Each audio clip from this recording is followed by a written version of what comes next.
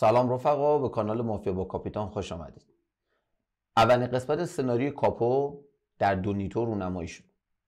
هرچند خود سناریو خیلی بد بود ولی معارفه و روزی یک بازی دو تا فکت خیلی قوی دیدم. دوست داشتم اینو با شما به اشتراک بذارم. اول بریم معارفه تیم مافیا رو ببینیم. معرفی میکنم دون مافیا: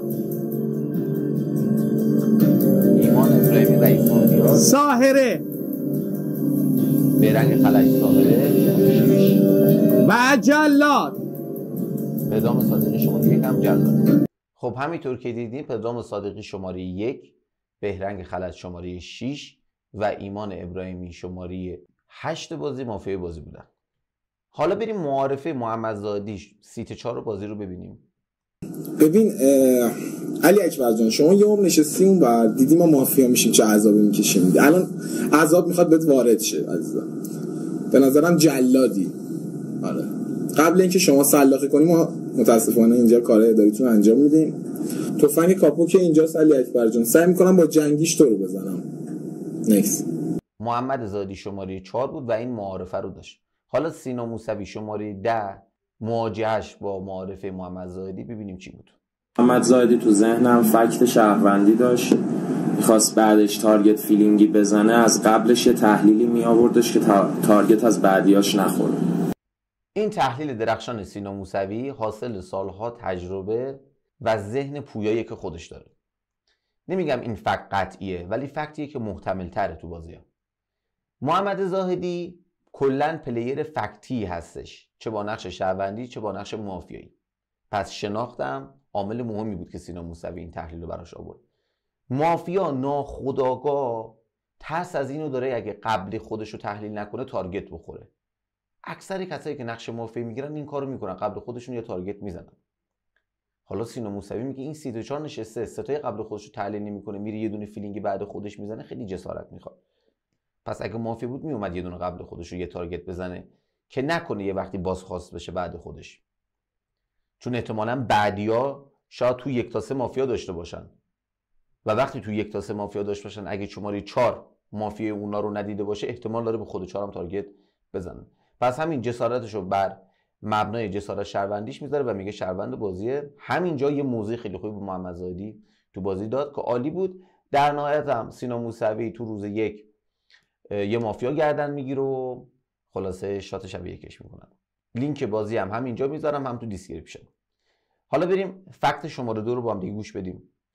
اینم بگم قبل از اینکه فکت شماره 2 رو بهتون بگم، زنجیروار یه سری صحبت‌های معارفه رو باید با هم دیگه گوش کنیم که متوجه فکت بشید. من فقط برش زدم اون قسمت‌های مهم معارفه رو گذاشتم. به ترتیب جلو بریم.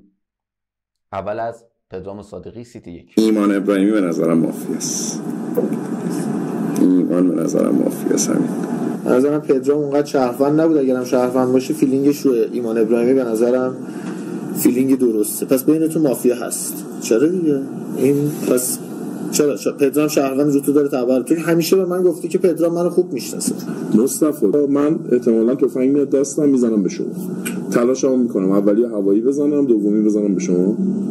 روزک پاتم احتمالاً نشونه میگیرم. علی جوادی به نظر من مافیا هست.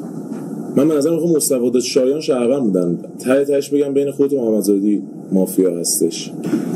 من به نظر مافیا هست، یعنی بعد خودم زیاد مافیا، چون قبل خودم یه دونه علی جوادی رو مشکوک داشتم. لایک و دیسلایک نده. به نظر محمدزادی با آدز بالای 99% شهروند نقش داره. مصطفی داد به نظر مافیا بود، علی جوادی هم خودش فک داشت. با تعارف چالش به صورت آزاد.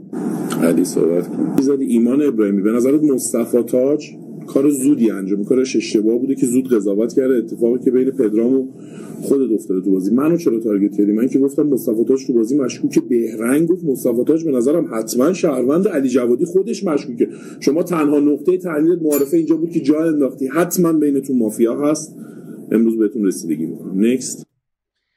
خب معارفه رو من برش زده شده شو قسمت‌های مهم رو براتون گذاشتم. در نهایت روز 1 علی جوادی چالش از سر صحبت میگیره. این فکت خیلی خوب برای ایمان ابراهیمی میاره. حالا چرا این فکت از نظر من خیلی فکت دقیقیه و محتمل تره که بشینه؟ ببینید علی جوادی میاد از پیووی ایمان ابراهیمی به بازی نگاه میکنه و میفهمه اصلا تحلیلی که داره میکنه پر از خطاست. چرا؟ پدرام صادقی میگه ایمان ابراهیمی مافیاست. مصطفی تاج میگه پس بین ایمان ابراهیمی و پدرام صادقی سایده.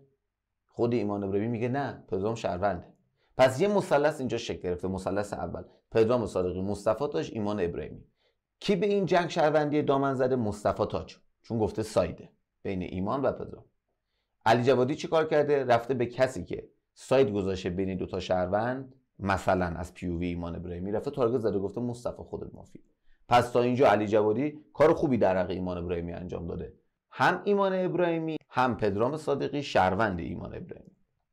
بهرنگ خلج چی کار کرده؟ برعکس عمل کرده.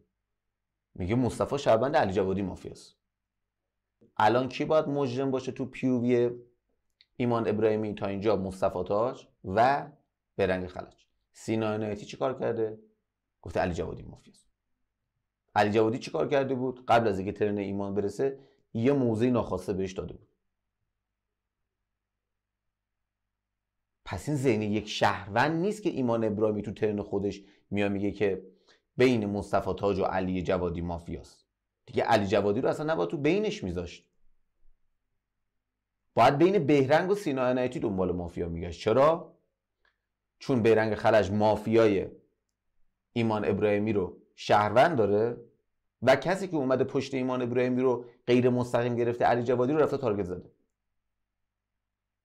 و حتی بگی مجرم و مجرم‌تر، با اینکه اصلا علی جوادی از پیووی ایمان ابراهیمی مجرم نیست، مصطفی تاج مجرمه، باید اینو تارگت کنی. چون علی جوادی رو تارگت میکنی.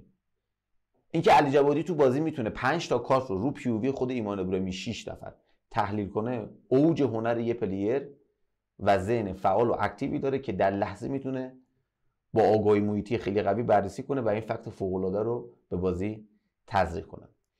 اگه تا اینجا ویدیو رو دوست داشتین لایک و سابسکرایب یادتون نره. دمتون گرم. پیج ما تازه سازه و به حمایت شما احتیاج داریم. این ویدیو هم که این بغل میذارم در مورد سینا موسوی و علی جوادی، اینا هم ویدیوی خوبیه، دوست داشتید ببینید. بدرود.